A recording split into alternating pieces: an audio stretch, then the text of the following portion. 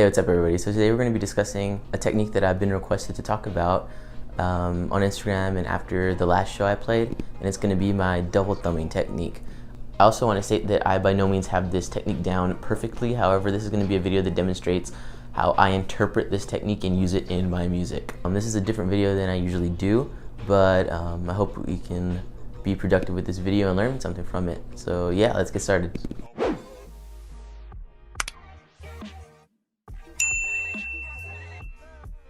Alright, to start the video, I want to go ahead and discuss some of my influences for this technique. This includes Victor Wooten, Evan Brewer, Jacob E. Mansky, and Clay Gober. Yeah, so you're probably wondering, Clay Gober, he uses a pick. Isn't this a hand technique? Well, yeah, it is, but for the genre I play, which is like instrumental rock, metal, progressive, I really like the way that the pick sounds, but I like the versatility that you get with your fingers, going from your slapping to your finger style. A good example of picks in metal is Nolly from Periphery. I love the sound they get with that. However, I'm not a bass player that likes to play with a pick primarily, even though I used to back in like 2015. I'm still not against picks or have anything against people that use picks for bass. However, this is my preferred method of playing. So something I do that helps me get the sound I want for this technique is I grow out my right thumbnail. I'll go ahead and get a close-up for that. As you can see, my right fingernail on my thumb is a little bit longer. That's how I can achieve more of a clankier pick sound with my fingers. So this next piece that demonstrates the double thumb technique is going to be an original. It's going to be the next single we're releasing, so definitely keep an eye out for it.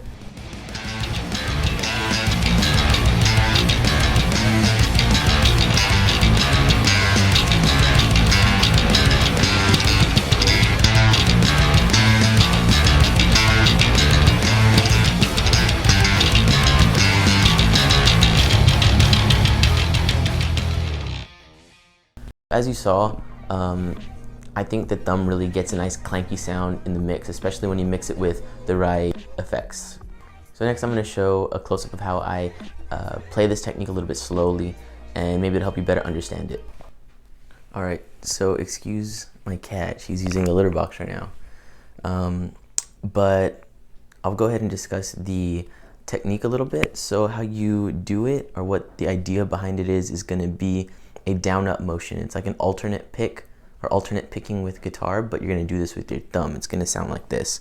And you want to get used to playing these in eighth notes and so on. So once you get more comfortable with the technique, you can start moving on to different strings.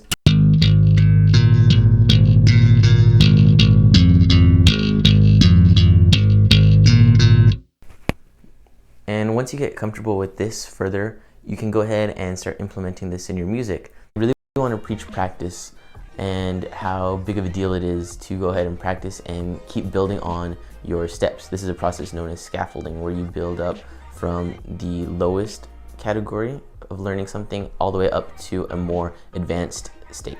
You can also literally practice with anything. I'm a full-time student, and I tend to find myself practicing on a pencil or on my way to class on the steering wheel. I'll go ahead and show you examples of those. Okay, so maybe I was the weird kid for this, but in class I would practice my double thumb on a pencil just like that, honestly, and I'd also practice thumping. So yeah, that was one thing I did. So yes, I am sitting in my car off, but also if I'm driving, I would also practice like this. One hand on the wheel and one hand always doing it. Alright, so I'm going to go ahead and give you some homework to practice now so you can better understand this technique and get a feel for starting to build and progress on this type of technique to use in your music. Okay, so this one is going to revolve around the B flat scale. So it's going to be going in the normal position that most of us are used to. So that one you're going to go ahead and implement the double thumb and play 2 eighth notes for each. So here we go.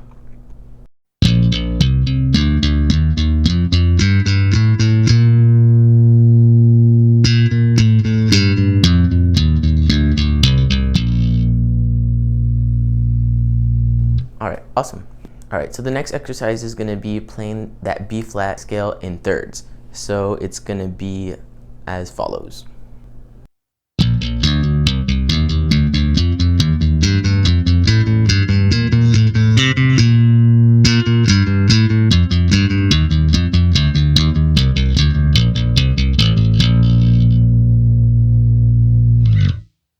So the goal of these exercises is to aim for clarity and accuracy in your thumb. You want to build up the coordination so that you're able to implement this in a very, very articulate way. So one of the things that inspired this video was the JU Riff Challenge number 3 that I went ahead and competed in a couple weeks ago on Instagram. I'll go ahead and play that clip so you have a better understanding of what I'm talking about.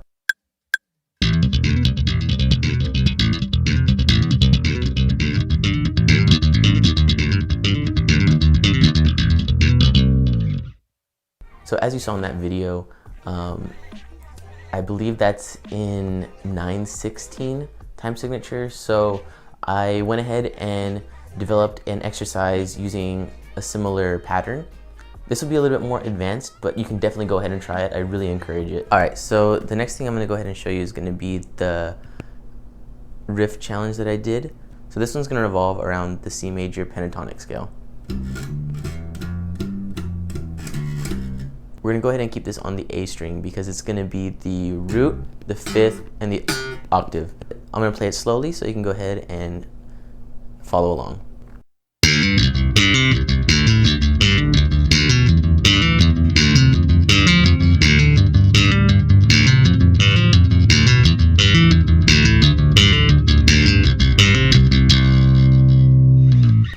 All right, so as you saw, for that one, I do keep my fingers kind of latched down, which I know is kind of looked down upon in the bass community.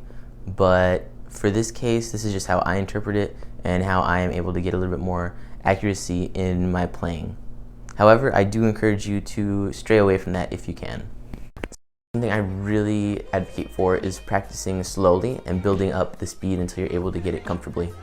All the exercises that we went over today in this video are going to be available in the description below. It's going to be on my Bandcamp in the merch section.